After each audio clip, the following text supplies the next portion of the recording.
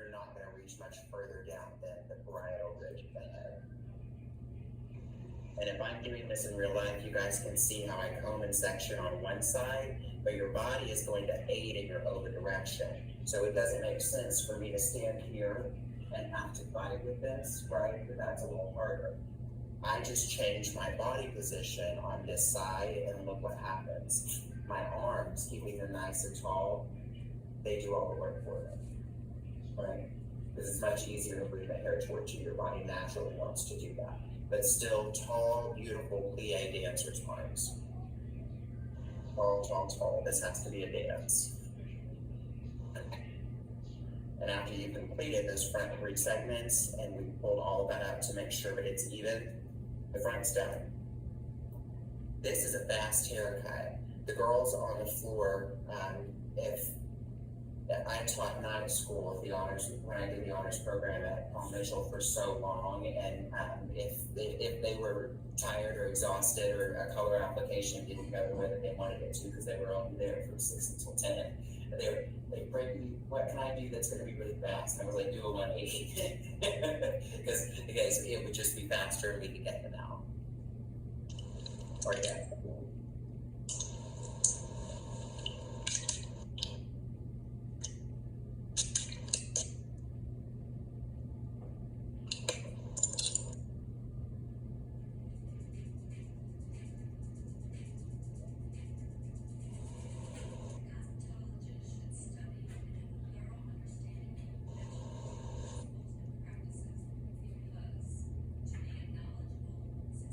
I think that has synthetic hair, so it can be a little bit hard to hear.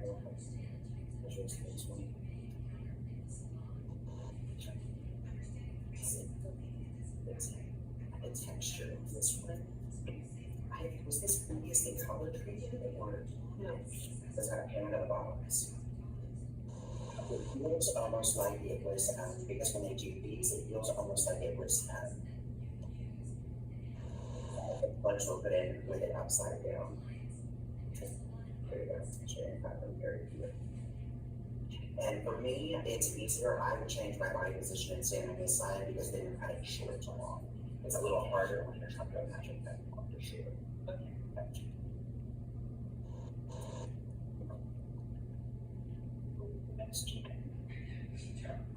Take a look at yours.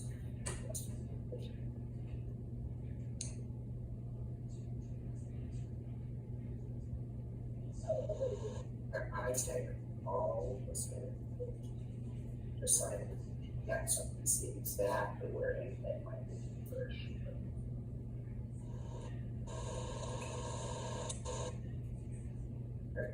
Very good job. So then you're going to take your horizontal sections here on the side, and everything is going right to this point. So everything just goes straight up. Yeah, well, so if I were doing, I'll show you this first one. Why that has to be even, like what I was showing on there on the camera. So I'm going to take a horizontal section, and I'm going from that center division line to the front hairline. Take a portion of this previous for our guy because we've already established just the right length. And then, like I said, I would stand on that side, but you'll see this, but straight up. That's all. Okay. And then you can take a couple of horizontals and see if anything else will reach everything that's straight. Okay. And it's the same thing on the other side. That ensures that the entire front is balanced and even. And I would say go back and check though, because as we're doing this, I'm going to stand behind, and I have any doubt in my mind that this is a 180-degree haircut, right? You can see this straight up to the ceiling. Just remember, whenever we section one way, we always cross-check in the opposite direction. And you have to keep that in your mind because whenever we get into men's cutting, that's a big thing too. We usually. How did you say that we should shape the length? So for you, you can decide on the length, but here it's the opposite direction. So let's sure she's straight. A little tilt.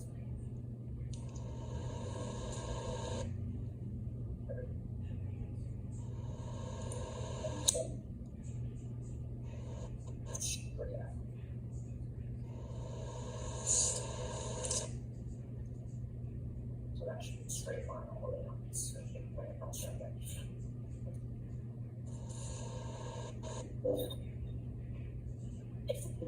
It's not shooting. Not shooting. No, I'm just kidding. That's it. And then Tammy, let me know whenever you've gotten yours done. Okay, I just finished. Okay. Bless you. So for you, this is going to be a little bit different. I'm doing it on this shorter length so that we have a more realized idea of how this would look. Bless you. I guess the always common sense of like 7 there. That was it. Sets it through. So I'm going to re-dampen the hair. This gets really easy after you have cut the front of that. So this is where my 2 standard sections were. I am just taking visually everything from that back, bless you, center division line that I created, and that's where we're going to establish it. Now I'm going to show you 1 of 2 ways to do this so that nobody gets confused. And then I will post this as the demo so that they can see it after I check yours, Tammy, and then I'll work with everyone to make sure. But afterwards, with a long layered haircut like this, I always like for you guys to do like a round brush or soft curl style, and you can just post the picture under the 180 section saying that you did it with me on camera. Actually, I didn't see the real fat section to post that picture. It should be in there. Wait, did you find it? No? Or is it already there? I saw that you put the video there, but I didn't see how I could post the picture. Okay, I could only like post a text. I'll go back. I think the actual homework assignment is labeled like 0, 45, 90, 180. Yeah, it was. So, and I tried to warn about that because with our cause program being so small, like I don't mind marking yours on after I see it. So of course I'll give you a mark off for it. But I like for us to be congruent online too. If I had to pull a report card, so I still like for you guys to take a picture of it, even if we do it and post it. But here, so I've already established the entire length throughout the front. There are a couple of ways that we can do this. So you can take these pivoting radial sections in the back. That can be a little bit difficult whenever we're first starting to learn. That lives more usually in the world of round. I prefer, when you're doing this, we have to see how long this needs to be, right? So I'm at the apex of the head. Yeah, I was like, we need to step out for a second or tomorrow.